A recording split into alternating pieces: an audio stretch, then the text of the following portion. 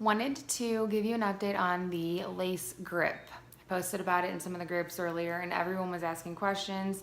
I guess I wasn't aware how many of you haven't heard of this. I've heard of them a long time ago, kind of knocked it off my list. I really didn't think it would be something that would work because of the blending, but I love this. This is probably my new favorite method right now to wear a wig with.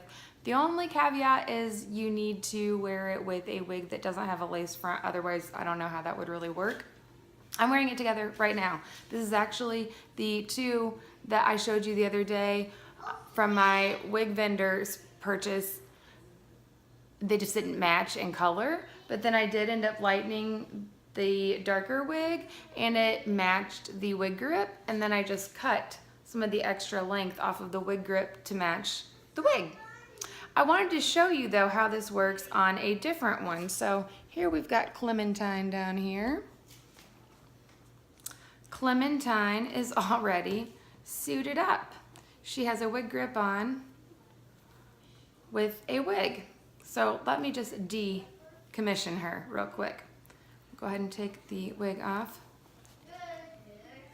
And let me show you Clementine up close. This is another wig grip that I got. I love it. But this is how it's connected. So basically it's just a lace front that's connected to a wig grip. You put it on the way you would normally wear a wig grip. And then you put your wig on like you normally would with a wig grip.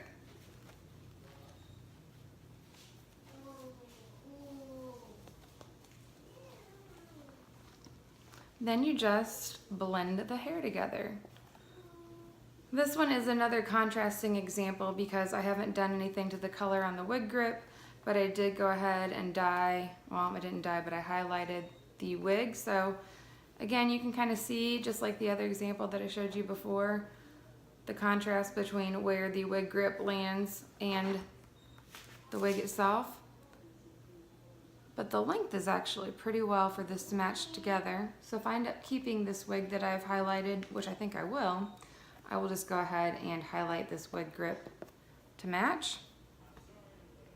And then I'll show you on myself one that already matches. So I'm back up to me. And I do have this partnered together. And you guys know that I am a hair flipper, and this has passed the hair flipping test. The flipping hair test. No lifting. You know that I've used glues, I've used tape, because I don't even like any hint of the flap of that wig grip lace moving up. And this is probably the best lace that I've ever seen on a lace front from both of these companies. See if I can get you down in my... I will insert some pictures if I cannot get my light to focus on here.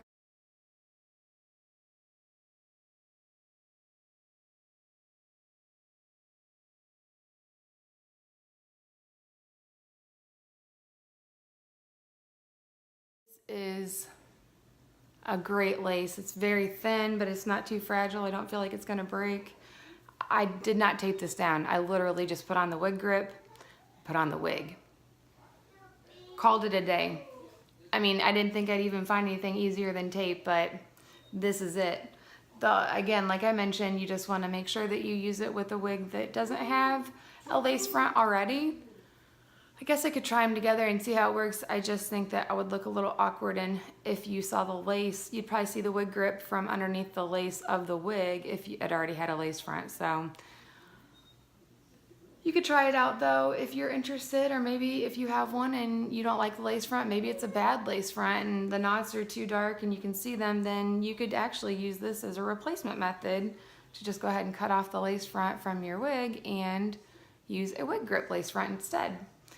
Especially if you have a lot of the same colored and length wigs, then you could use this as kind of a plug and play sort of method. So that's all I've got for you. Let me know any questions.